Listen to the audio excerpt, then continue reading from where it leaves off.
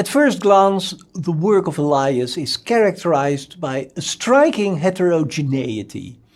It seems as if this sociologist wrote about almost every subject that he could lay his hands on. The court of Louis XIV, the development of the naval profession in England, a history of the use of the fork and the knife, the life of Mozart, the tensions between two groups of factory workers in a small English city, and even the phenomenon of time. You might think that somebody with such a broad collection of topics cannot be taken too seriously. But appearances deceive, because in fact all those subjects are kept together by one central concept, the concept of civilization. Elias developed a very general theory of the civilizing process, and in order to show his audience the fruitfulness and the implications, the relevance, the enormous range of his theoretical approach, he applied it to a wide variety of themes, many of which are considered to be pressing problems. Take, for example, that small and beautiful book that he published in the final phase of his life, the book about the loneliness of the dying. That book seemed to treat a subject that is entirely different from anything that he had written about before, but on closer inspection, it is again a book that has a lot to do with the process of civilization. Sometimes the critics believe that Elias applauds the process of civilization, but this small book shows that his position is more detached and that he also recognized the more tragic aspects of the process of civilization. When we find it difficult to be in the presence of people who are going to die, when we hesitate to touch, let alone to wash our dying fathers and mothers, this is related to feelings of shame and embarrassment and even repugnance that have emerged in the civilizing process.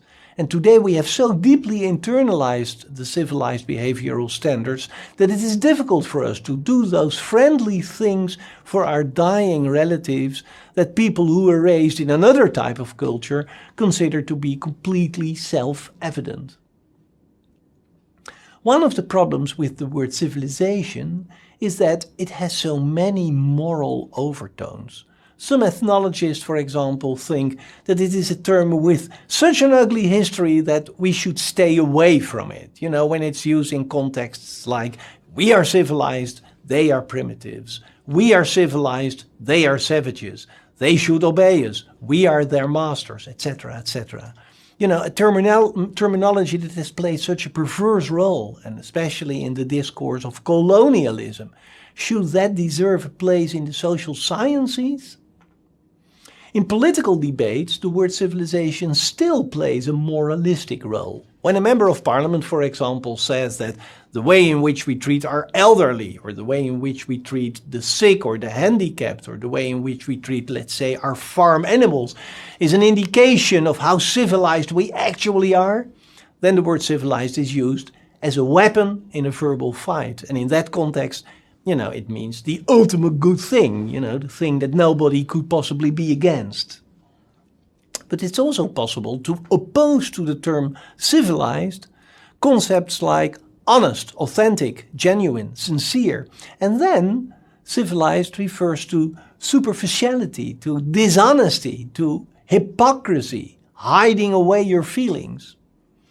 And then there is the more Freudian way to speak about civilization as something that forces people to hide their innermost impulses, to suppress what they really feel, what they actually would like to do, and the suppression of those urges may lead in time to frustration, and frustration may become the cause of all kinds of psychological problems. In this discourse, civilization is seen as something that may undermine our psychological health. So, you know, civilization carries with it a lot of value judgments, sometimes positive, sometimes negative. Now, what Elias does is not to silence those judgmental overtones. That would be an impossible thing to do. But he asks a very simple question. Is there a possibility to study the process of civilization in an empirical way? Can we operationalize this concept?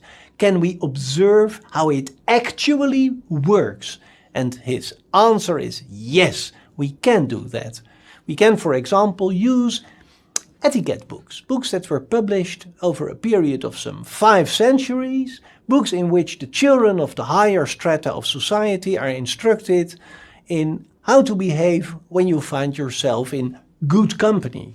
And those books about, for example, how to behave when you are having dinner with a group of high society people tell us a lot about behavioral standards at a certain moment in time. And when you make a large collection of that genre of books, when you take them from different time periods, then you can begin to look out for trends. You can begin to recognize a process. And that is what Elias intended to do. He studied and he systematically compared French etiquette books for the members, especially for the children of the secular upper classes in France, over a period from the late Middle Ages until, well, around the end of the 18th century. And he concluded that one can indeed discern a trend, a movement into one direction. And that is a tendency that Elias calls the civilizing process.